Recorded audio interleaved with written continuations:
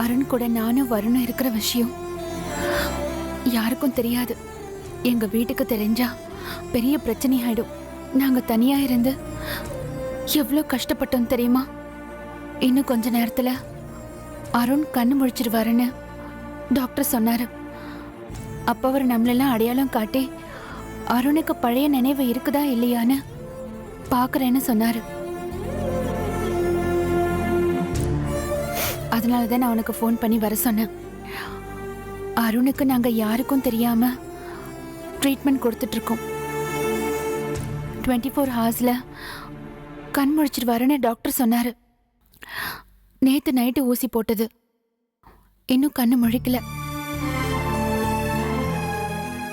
நம்மள அருணுக்கு அடையாளம் தெரிஞ்சா அருணுக்கு குணமாயிடுச்சுன்னு, அப்படி அடையாளம் தெரியலனா இன்னும் கொஞ்ச நாள் ஆகும்னு சொல்லியிருக்காரு. ராத்திரி பூரா தூங்கவே இல்லை ரம்யா. அருண் குணமாகணும்னு மனசுக்குள்ள வேண்டிக்கிட்டே இருந்த. அருணுக்கு எப்படியாவது குணமாயிடணும் ரம்யா. இன்னும் கொஞ்ச நாள் ஆயிடுச்சுன்னா இவரை பாத்துக்கிறதுக்கு யாருமே இல்ல. சுயநினைவே இல்லாத இவரை வேற எங்க விட முடியும்? என் மனசுக்கு ரொம்ப பாரமாவும் கஷ்டமாவும் இருக்கு ரம்யா. வருணும் இதுக்கு சம்மதிச்சுதான் கூட இருக்காரா? இந்த விஷயத்துல வருண் தான் என்ன விட அருண் மேல ரொம்ப ஃபீல் பண்ணிட்டாரு. அவரும் நேத்துல இருந்து சாப்பிடாம என் கூடவே இருக்காரு. இப்பதான் ஒரு காஃபியாவது குடிச்சிட்டு வாங்கன்னு கம்பல் பண்ணி அனுப்பி வச்சேன். ஏன் பிரியா, நீ அருணை கல்யாணம் பண்ணியிருந்தா அருணுக்கு இந்த நிலைமை வந்திருக்குமா?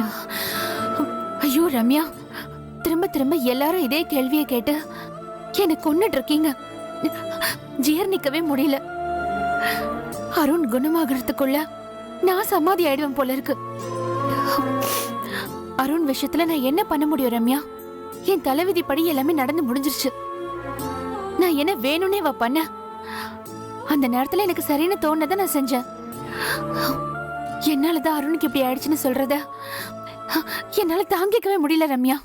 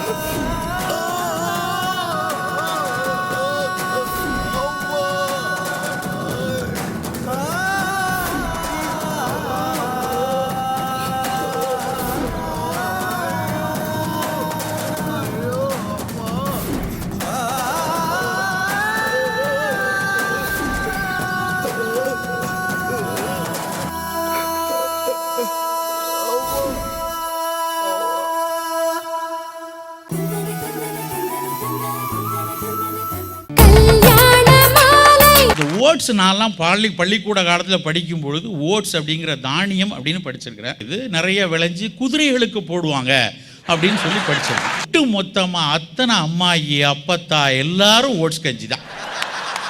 அதில் வேற ஒரு சில பேர் நினச்சிட்டு இருக்காங்க ஓட்ஸ் கஞ்சி சாப்பிட்டா அப்படியே 0 சைஸ் இடுப்பு வந்துரும்ட்டு எல்லாரும் காலையில் ஓட்ஸ் கஞ்சி.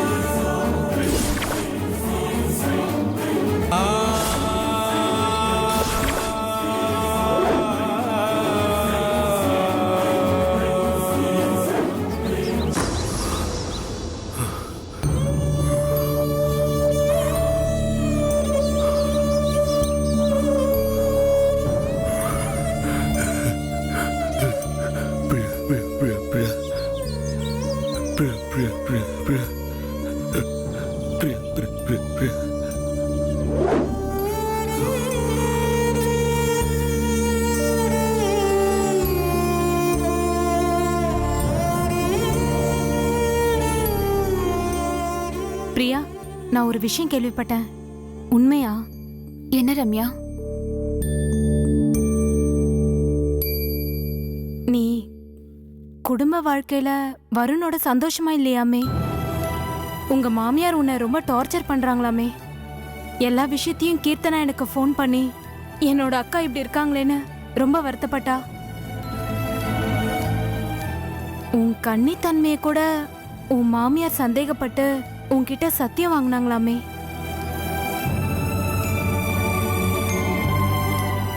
உன் புருஷன் யாரு, வருணா இல்ல அருணா?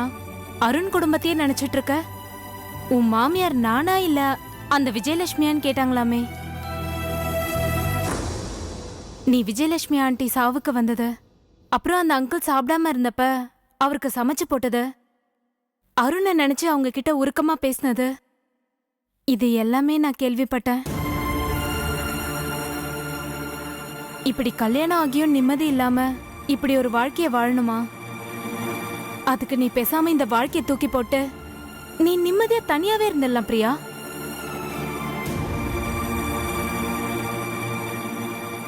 அருண் அவர் வாழ்க்கைய உனக்காக விட்டு கொடுத்தது உன் விருப்பப்படி நீ நிம்மதியா வாழணுன்றதுக்காக தான்.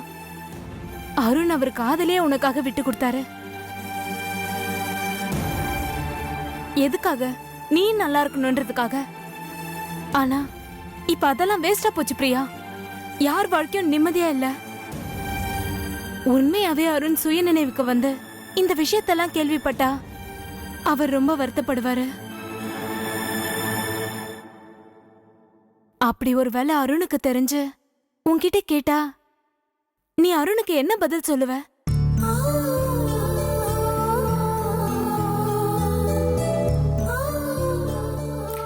கடவுளே, என் பிரியா இப்போ நல்லா இல்லையா? உங்க மாமியார் குடும்பப்படுத்துறாங்களா? வருணும் பிரியாவும் இன்னும் புது வாழ்க்கை ஆரம்பிக்கவே இல்லையா? எந்த காதலி நல்லா இருக்கணும்னு என் காதலை தூக்கி எறிஞ்சனோ அந்த காதலியோட வாழ்க்கை நல்லா இல்லையா? கண்டிப்பா இதை இப்படியே விடக்கூடாது. ஒரு காதலனா அவ வாழ்க்கையை காப்பாற்ற வேண்டியது என் கடமை. பிரியா எங்க இருந்தாலும் நல்லா இருக்கணும். எனக்கு குணமாயிருச்சுன்னு நான் வெளியே காட்டிக்கிட்டா பிரியா விட்டு நான் விலகி போக வேண்டியதா இருக்கும். பிரியாவை காப்பாற்ற ஐடியா பண்ண வேண்டியதான். இப்போ நான் குணமாகாத மாதிரி நடிச்சுட்டா பிரியா எப்படியோ என்ன வீட்டு கூட்டிகிட்டு போயிடுவா, என் கூடயே இருப்பா. அந்த சந்தர்ப்பத்தை பயன்படுத்தி அவளுக்கு இடைஞ்சலா இருக்கிற எல்லா விஷயத்தையும் தூக்கி போட்டு பிரியாவுக்கு ஒரு நல்ல வாழ்க்கையை அமைச்சு கொடுக்கணும்.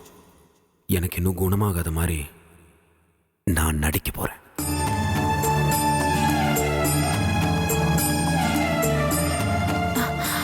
டாக்டர், அருண் கண்மொழிக்கு நீங்க சொன்ன டைம் முடிஞ்சிருச்சு. இந்நேரம் கண்ணு முழிச்சிருந்துருக்கணுமே, நீங்க பக்கத்திலே இருந்திருக்கலாமே. சரி சரி, வாங்க போய் பார்க்கலாம்.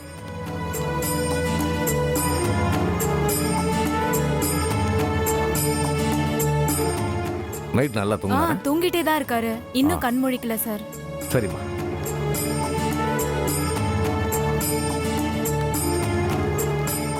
அருண், மிஸ்டர் அருண்,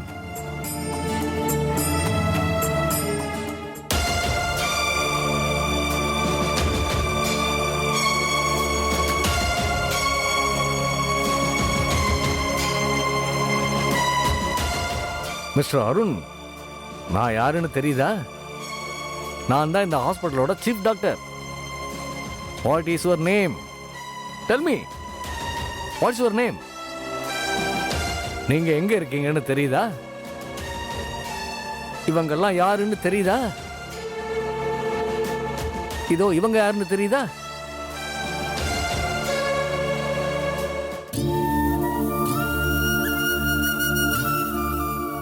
இவங்க யாருன்னு தெரியுதா? இவரா தெரியுதா?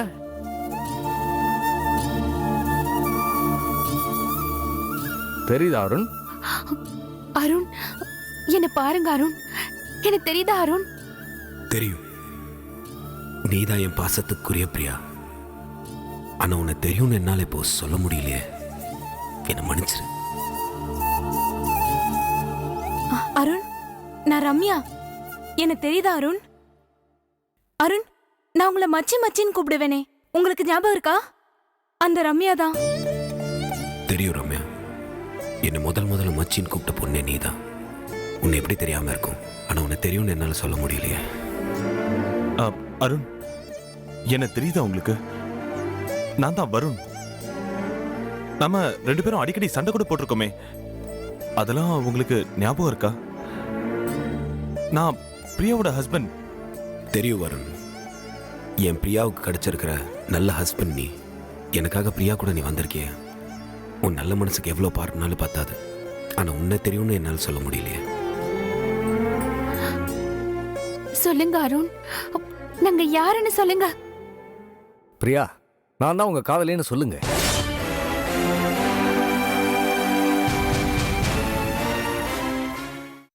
பிரியா, சொல்லு பிரியா, இதுல என்ன தப்பு இருக்கு? அருண், நான் தான் உங்க லவர் பிரியா வந்திருக்கேன். என்ன ஞாபகம் இருக்கா? நாம 2 பேரும் உயிருக்கு உயிரா காதலிச்சோமே. உங்க உங்க பிரியா பேசுறேன். என் அடையாளம் தெரியுதா?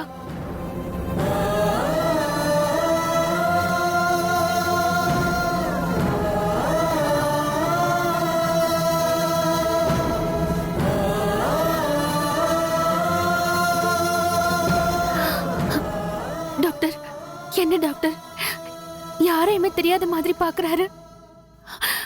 இவர் என்ன குணமாகலையா? அவசரப்படாதம்மா, இன்னும் 10-15 நாள்ல குணமடைஞ்சிருவாரு. ஐயோ டாக்டர், அது வரைக்கும் எப்படி இவரை பாத்துக்கிறது? ரொம்ப கஷ்டம். எங்க வீட்டுக்கு தெரிஞ்சா பெரிய இஷ்யூ ஆயிடும். நாங்க இவர் கூட இருக்கிறது வீட்டுல யாருக்குமே தெரியாது.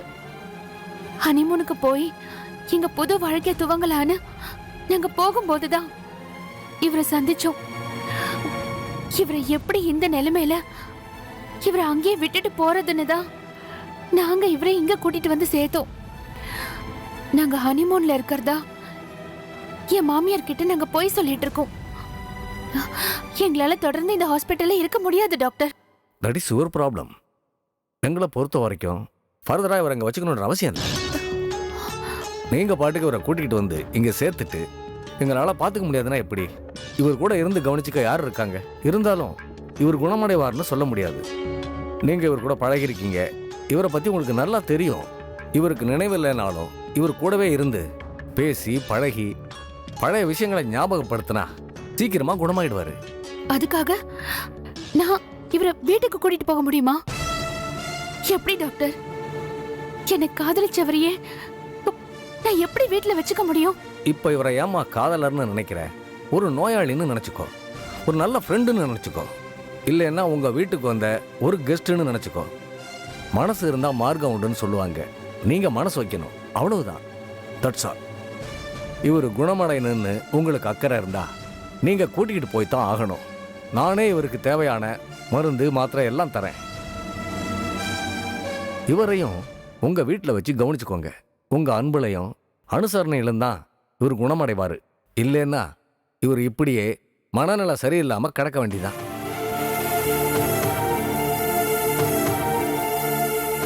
பழைய நினைவுகளை இவர் கூட பேசிக்கிட்டே இருக்கணும். பேச பேசத்தான் இவர் குணமடைவார். பிரியா, அம்மா தானே பிரச்சனை பண்ணுவாங்க, அவங்கள நான் பாத்துக்கிறேன். சொல்றது ஈஸி வரும். பிரச்சனை வரும்போது அதை சமாளிக்கிறது சாதாரண விஷயம் இல்ல. பிரியா, எதுவா இருந்தாலும் நான் பாத்துக்கிறேன். பாவம் பிரியா, அருண் அவன் வேற எங்க போவான்? வரும். என்னம்மா, இவரை விட உலகத்துல பெஸ்ட் ஹஸ்பண்ட் வேற யாருமே இல்ல. இவரே சம்மதிக்கும் போது நீங்க ஏன் கவலைப்படுறீங்க? இவரை விட உங்களுக்கு யார் சப்போர்ட் பண்ணுவா? இன்னைக்கு நீங்க வருணுக்கு பொண்டாட்டியா இருக்கலாம். ஒரு காலத்துல நீங்க அருணை லவ் பண்ணிருக்கீங்க. அவரை குணப்படுத்துறதுல உங்களுக்குன்னு ஒரு கடமை இருக்கு. இன்ஃபேக்ட் மருத்துவ ரீதியா சொன்னா அவங்க அம்மாவை இழந்த துக்கத்தை விட உங்களை இழந்த துக்கம் தான் இவருக்கு அதிகமா இருக்கு. அதனால தான் இவர் இப்படி ஆயிட்டாரு. இவரை குணப்படுத்துற மருந்து நீங்க மட்டும்தான், வேற எதாலையும் முடியாது. உங்க காதல் தோல்விதான் இவரை இந்த அளவுக்கு பாதிச்சிருக்கு. அதனால தான் பிரியான்னு சொல்லிட்டு இருந்தாரு. இப்ப அதெல்லாம் குறைஞ்சி நார்மல் ஆயிட்டு இருக்காரு. சீக்கிரம் குணமாயிடுவாரு. அது உங்க கையில தான் இருக்கு. டாக்டர், நான் அருணோட ஃப்ரெண்டு தான். நான் வேணா அருணை எங்க வீட்டுக்கு கூட்டிட்டு போலாமா? நீங்க வீட்டுக்கு கூட்டிட்டு போறதுல எனக்கு எந்த ஆட்சேபனையும் இல்லை. ஆனா உங்களால குணப்படுத்த முடியாது. அவர் குணமாகலைன்னா பரவாயில்ல, அவர் பாதிச்சது பிரியாவால தான்.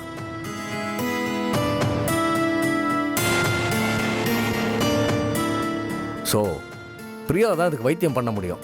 இவரை நினைவுக்கு கொண்டு வர சக்தி பிரியாவுக்கு மட்டும்தான் இருக்கு. அதனால நீங்க வேணா உங்களுக்கு ஹெல்ப் பண்ணுங்க. என்னால முடியல வருண். என்னை எங்கேயாவது கொண்டு போய் ஹாஸ்டல்ல சேர்த்துருங்க. பிரியா, நான் அங்க இருந்துக்கிறேன். என் மனசு இடம் கொடுக்கல. உங்களையும் இவரையும் ஒரே வீட்டுல வச்சுக்கிட்டு என்னால எப்படி நிம்மதியா இருக்க முடியும்? ஒரு பக்கம் தாலி கட்டின புருஷன் நீங்க, இன்னொரு பக்கம் என்ன காதலிச்ச அருண். உங்க ரெண்டு பேரையும் ஒரே வீட்டுல வச்சுக்கிட்டு என்னால எப்படி நிம்மதியா இருக்க முடியும்? ஒரு பொம்பளையோட மனச யாருமே புரிஞ்சுக்க மாட்டேங்கிறீங்க. என் மனசு எப்படி தவிக்குது தெரியுமா?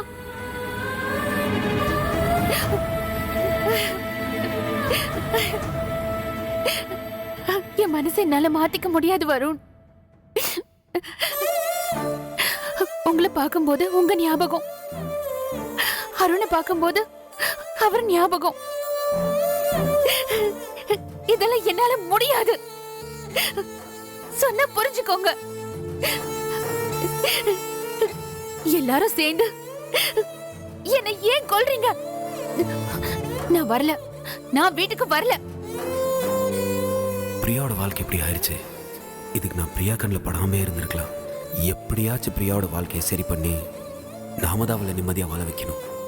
அதுக்கு ஒரே வழி, இப்போ நான் எப்படி நடிச்சேனோ அதே மாதிரி தொடர்ந்து நடிக்கணும்.